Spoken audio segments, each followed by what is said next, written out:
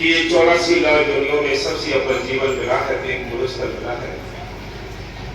चाहे हिंदू हो, चाहे मुसलमान हो, चाहे सिख हो, चाहे ईसाई हो, चाहे गरीब हो, चाहे अमीर हो, जिसको ये मनुष्य जीवन मिला है उसको उस मालिक से, कुदरत से मिलने का एक मौका मिला है। जिसने इस मौके का फायदा उठा लिया वो भाग्यशाली है। बाकी हम सब अभागे बनकर इस सुंदर सी काया को, सुंदर सी श्वासों को बर्बाद करके जा रहे। संतों ने हमेशा ही हर एक युग में आकर समझाया है कि चलो भाई अपने घर, ये तुम्हारा घर नहीं है, तुम्हारा घर सतलोक सच का नामी है। जिस देश से वो मालिक तुम्हें बुला रहा है और जिस देश को तुम छोड़ कर आए हो, संतों ने हमेशा ही आकर उस मालिक के हुक्म से यहाँ नाम की दौलत को बांटा है, नाम के उस मंत्र को बांटा है, जिससे जीव उस रास्ते पर चलकर अपने घर वापस गया है। जितने भी ऋषि मुनि पीर पैगंबर हुए हैं, सबने ही मौके के संतों से नाम लेकर नाम का अभ्यास किया है और अपने घर जाने की तैयारी की है। संत आकर हम सबको समझाते हैं ये 30 लाख प्रकार के दरखत है, 27 लाख प्रकार के कीड़े मकोड़े हैं, 14 लाख प्रकार के पक्षी हैं, 9 लाख प्रकार के पानी के जीव हैं, 4 लाख में भूत प्रेत देवी देवता मनुष्य जीवन, ये सारी दुनिया में सबसे अव्वल जीवन मिला है तो एक मनुष्य का मिला है। इसमें बैठकर हमें संतों की तलाश करके नाम लेकर नाम का अभ्यास करना है, ये ठीक रास्ता भक्ति करने का है। बाकी जितने भी हम जप का पूजा पाठ कर्म धर्म करते हैं, इनका मन को सुख मिलता है, आत्मा को कोई सुख नहीं मिलता। आत्मा के लिए जो सुख है वो सिमरन मार्ग सहज का सत्य दिया बताए, श्वास श्वास सिमरन करो एक दिन खुद मिल जाए। जो संतों ने अपने मुख से जो नाम बकस दिया उसके अंदर करंट होती है, वो काम करता है, संत उसकी संभाल करते हैं। इसलिए संत कहते हैं चलो ये अपने घर, ये तुम्हारा देश नहीं, हम सब यहाँ बंधन में बंधे हुए हैं।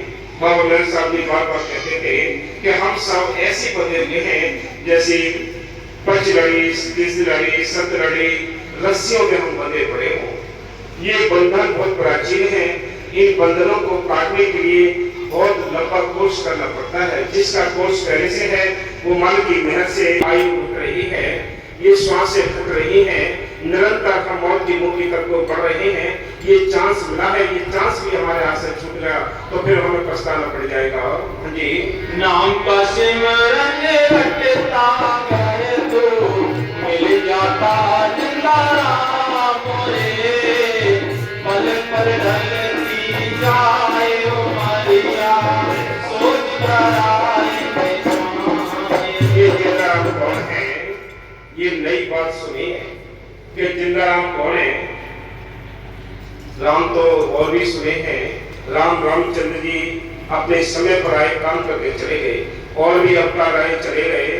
लेकिन संत कहते हैं हमें संत वाला राम चाहिए। संत वाला राम कौन सा है? वो राम है, राम रमेता सो रामा, जो घट घट में रमा है, सबके लिए जिंदगी और ताकत देता है। वो राम सब जगह बैठा है घट में सुजत नहीं, लाल कैसी जिंद, तुलसी या संसार को भय मोतिया बिन। कि राम अंदर बैठा है, हमें उसकी तलाश बाहर करते हैं, इसलिए आज हमारी धोखे में ये सारी उम्र गुजर गई। कहते हैं जग में 4 राम है, जग में 4 राम है, 3 राम व्यवहार, चौथा राम निसार है, उसका करो विचार। एक राम दशरथ में डोले, एक राम घट घट में बोले, एक राम का सकल पसारा, चौथा राम परम संतों का न्यारा। जो संतों का राम है वो जंगल में मंगल करता है, वो अंदर बैठा है, बाहर नहीं है। उसको पाने के लिए अंदर का कोई रास्ता चाहिए। अंदर का रास्ता है संत मत। संत मत पे जब हम कदम रखते हैं तो मौके के संतों से नाम लेकर नाम का अभ्यास करेंगे तो ठीक रास्ता बहुत जल्दी पहुंचा देता है। इसी प्रकार संत कहते हैं बाहर के जितने जप का पूजा पाठ कर्म धर्म तीर्थ व्रत करते हैं इनसे वो मुक्ति का रास्ता नहीं मिलता है। मन को टेम्परेरी शांति मिलती है कि भाई हमने ये काम कर लिया। हाँ जी। पल पल ढलती जाए हमारिया सोच जराए निशान रे हीरे जैसा जन्म या मोलक कर इसकी पहचान। ये हीरा सा जन्म मिला है, इसकी पहचान कर लो।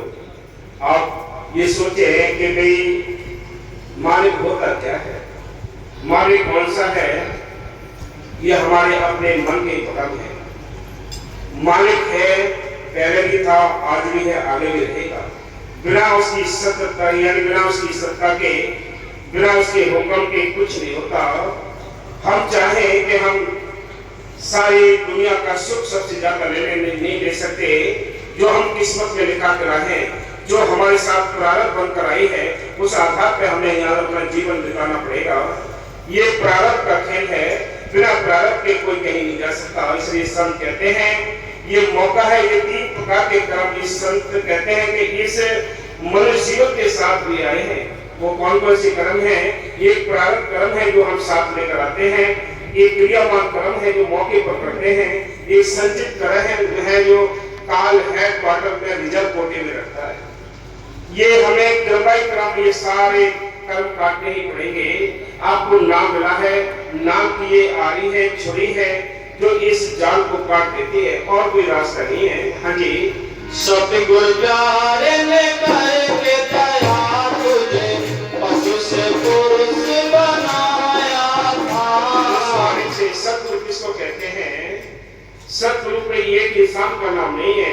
सतगुरु उसको कहते हैं जो सारी सत्ता को चला रहा है। खंड ब्रह्मांड उसने बनाए, कोई इंसान समुद्र नहीं बना सकता, कोई पहाड़ नहीं बना सकता। संत कहते हैं वो मालिक है, सब कुछ समर्थवान है, सब कुछ करने को वो तैयार है। उसने सारा ये खंड ब्रह्मांड बना के आप निश्चिंत होकर बैठा हुआ है। ये रूहें भी उसने, इस आत्मा इस काल के बीच में आप दी हैं, फंसाए भी उसी ने है, और निकालने का बंदोबस्त भी आप करता है। वो क्या करता है? वो अपने संतों को भेजता है कि जाओ भी, कोई समझाया हो किसी को, कोई समझ जाए तो वो आकर यहाँ संत ढोलरा कहते हैं चलो भी अपने घर चलो। कवि साहब कहते हैं चल हंसा सब लोग हमारे, छोड़ो ये संसार हो, ये संसार काल है राजा कर्म को जाल पसरा हो। यहाँ कर्मों पर जाल पड़ा है, सारी दुनिया इन कर्मों के दलदल में ये उलझी पड़ी है। कैसे अपने घर जाए? हाँ जी। चौपाई जीव मुक्ति कैसे कर पावे, ये संतों के फैसले हैं। ऊंचे दर्जे के फकीर हैं, वो क्या करते हैं? ये जीव आत्मा इस काल की नगरी में फंसी पड़ी है। देखो कोई संत मत को जानता है, मानता है या नहीं मानता है, ये उसकी मर्जी के ऊपर है। लेकिन वो इतना जानता है कि मैं तीर्थ व्रत करके, पूजा पाठ करके, 4 धामों की यात्रा करके मैं मुक्ति पालूं। लेकिन उसको ये पता नहीं है कि वो फंसा कहाँ है, कौन सी कैद खाने में, कौन सी जेल खाने में फंसा हुआ है, ये उसको नहीं पता है। इतना नहीं पता है, इतना पता है कि सारा कुछ कर्म करके, पूजा पाठ करके ये जानता है कि मुझे उद्धार हो जाए, मोक्ष हो जाए। लेकिन मोक्ष किसको कहते हैं?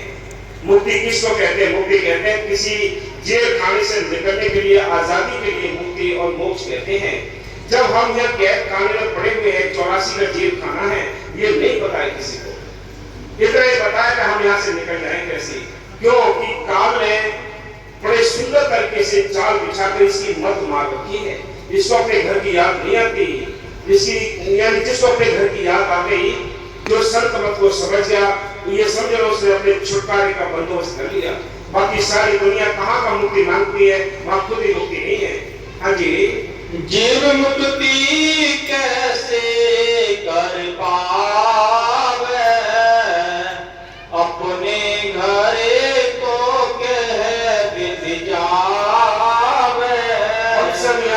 परदेसी हैं, हम सब यहाँ परदेसी हैं, परदेश में यहाँ फंसे पड़े हैं। वो निकालने के लिए मालिक अपने संतों को भेजता है। संत आते हैं, वो एक एजेंट होते हैं, वो मालिक से मिलाने के लिए आते हैं। वो कहते हैं चलो अपने घर चलो, ये तुम्हारा देश नहीं, यहाँ कोई भी सुखी नहीं है। तन धन सुखिया कोई न देखा, जो देखा सो दुखिया हो। उदय अस्त की बात कह तुम सबका किया विवेका हो। कि सारा विवेक करके देख लिया है कि कोई भी जीव सुखी नहीं है।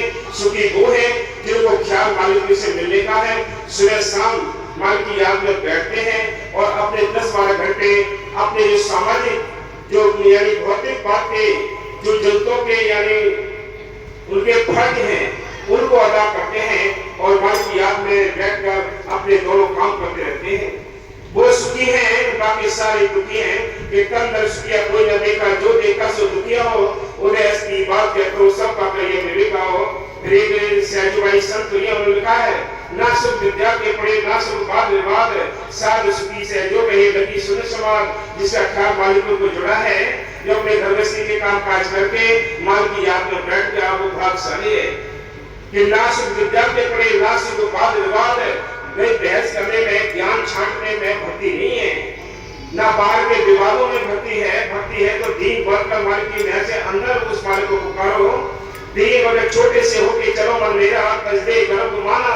तेरे शरीर का कितना चला गया धर्म के देख ले ध्याना, कि कितने आए कितने यहाँ से चले गए। इसलिए संत कहते हैं मालिक उनको अपना रहस्य उनका राज बख्शता है जिन पर वो स्वयं मेहर करना चाहता है। हाँ जी। माया मोह जगत अंधियारा, ये अंधकार छाया हुआ है। संत कहते हैं उसने माया का मोह का अंधकार ऐसा डाला है कि जीव को कुछ दिखाई नहीं देता। किसी से कहोगे जब सत्संग में चल रहा है कि क्या करेंगे जाके, बच्चे पालने हैं। बच्चे तो सभी पालते हैं, पशु पक्षी भी पालते हैं, लेकिन अनोखा काम क्या है? अनोखा काम करना है कि आपने 10-12 घंटे अपने घर गृहस्थी के काम काज करके इनमें से थोड़ा टाइम निकाल के मालिक को याद किया है, या बर्बादी हो बादशाह हो। हाँ जी। और ज्ञान कामी की लारा, ये अज्ञान का छुट्टी है। जितने भी धर्म शास्त्र और जितने ही पंथ हैं, उनके जितने भी ग्रंथ हैं, ग्रंथों के अंदर नाम की और संतों की महिमा लिखी है। उनके अंदर मुक्ति नहीं है। मुक्ति है तो मौके के संतों से मिलेगी। इसलिए संत कहते हो क्या कहते हैं कि इन ग्रंथों को पढ़ो। जैसे मान लो आप एक दिल्ली का मानचित्र ले लो, उस मानचित्र में आप ये देखते रहें कि ये लाल किला है, ये बिरला मंदिर है, ये चिड़ियाघर है, तो क्या सुख मिल जाएगा? क्या आपको वो तसल्ली मिल जाएगी? चित्र तो मिले आपको देखने को, लेकिन जो रियल में वहां जाकर एक चित्र आप देखेंगे, वहां की जब यानी तीर्थ स्थानों को जो आप देखेंगे तब आपको सुख और आनंद मिलेगा। इसी प्रकार ग्रंथ हमें इशारा करते हैं कि संतों ने नाम की क्या महिमा गाई है। वो नाम बकसते हैं, नाम की महिमा गाते हैं, संतों की महिमा बताते हैं, उस माल की महिमा गाते हैं। ये काम करने के लिए संत आए हैं। इसलिए संत कहते हैं ये मौका, इस मौके का फायदा उठाओ भाई। इस मौके का फायदा जिसने उठा लिया वो भाग्यशाली है। बाकी सब अपने नफरतों के खूटे गाड़े बैठे हैं, हम माने जाएंगे, हम माने जाएंगे। जहाँ से तसल्ली मिले वहां जाओ भाई, जहाँ से प्रेम मिले वहां जाओ। हाँ जी। अपना ज्ञान न सत्य संग माने, सत्य मानता है न ज्ञान मानता है। वही एक चीज मानता है जिसमें मनुष्य न करता, जो दीन बनता है उसको ये सारी चीज समझ आती है। बाकी सब अपने अपने अहंकार में फंसे पड़े हैं। हाँ जी। गुरु बिन रहा कौन विधि जाने, याद रखो बाहर जो भी इलम, चाहे कोई डॉक्टरी है, चाहे कोई मिस्त्री है, चाहे और कोई इलम अगर लेना चाहते हो तो आपको उन इलम के माहिरों की, उस्तादों की आवश्यकता पड़ेगी। उन उस्तादों के अंदर वो इलम काम करता है। हम उनकी शोध करेंगे तो हमारे अंदर वो इलम काम करने लगता है। याद रखो।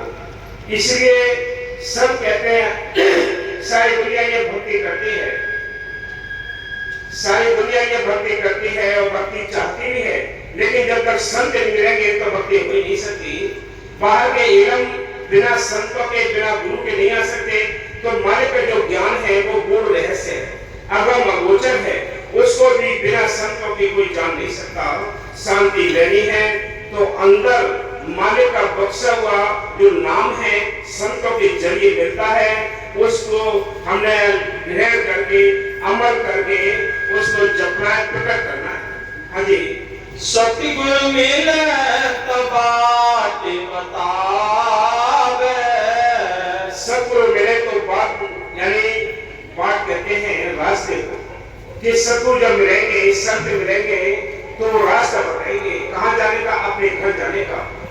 जब तक वो रास्ते पर हम नहीं चलेंगे तो संतों का तो दोष नहीं, मालिक का तो दोष नहीं, दोष तो हमारे अपने ऊपर है। तो हम चल नहीं पा रहे हैं रास्ते पर।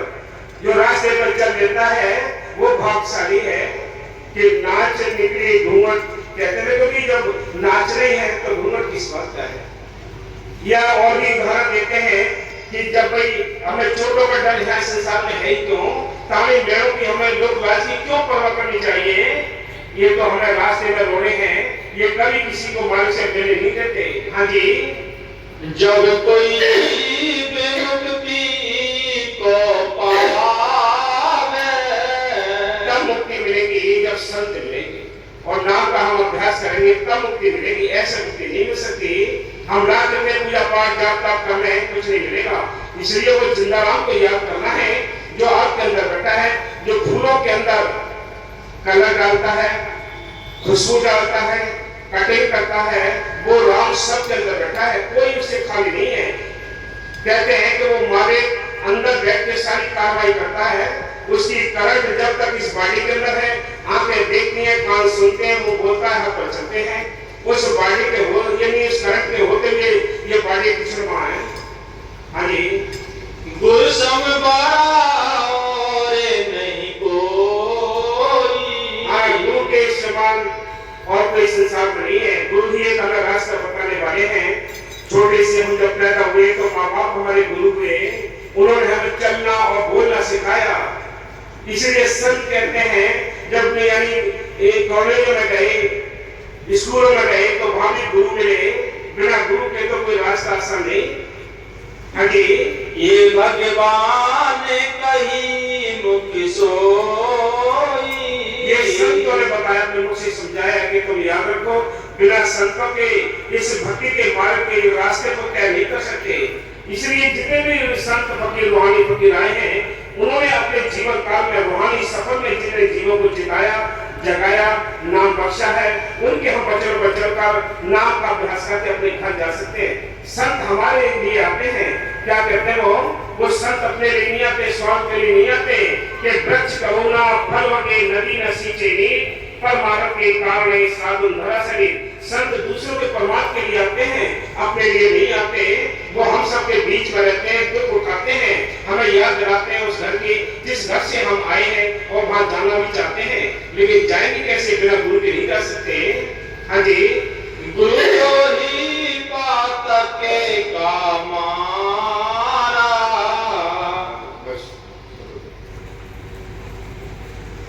आए उमरिया सोच जरा इंसान रे, जैसा जन्म अमोलक कर इसकी पहचान।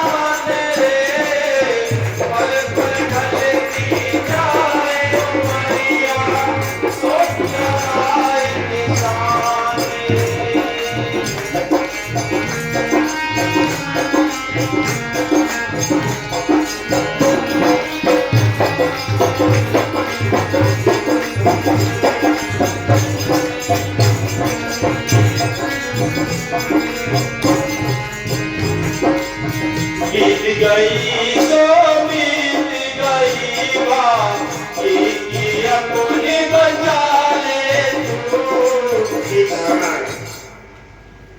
संत जब आते हैं समझाते हैं तो जीव कहता है कि क्या करें, हमारी इतनी उम्र हो गई, बूढ़े हो गए, या भजन करने की क्या जरूरत है, जो कुछ है ये भी ऐसी गुजर जाएगी।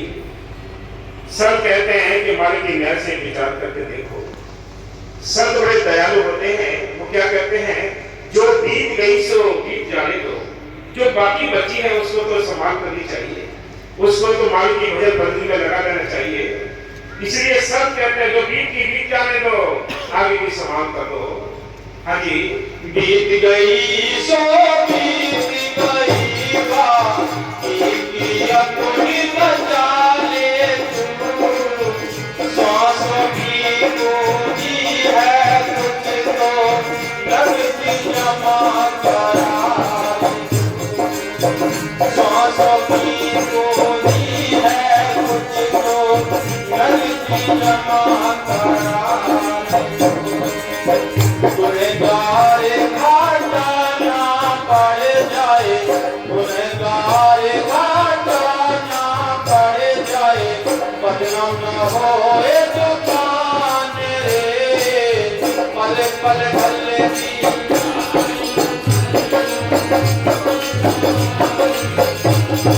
यदि बदनाम ना हो दुकान रे, कौन सी दुकान है?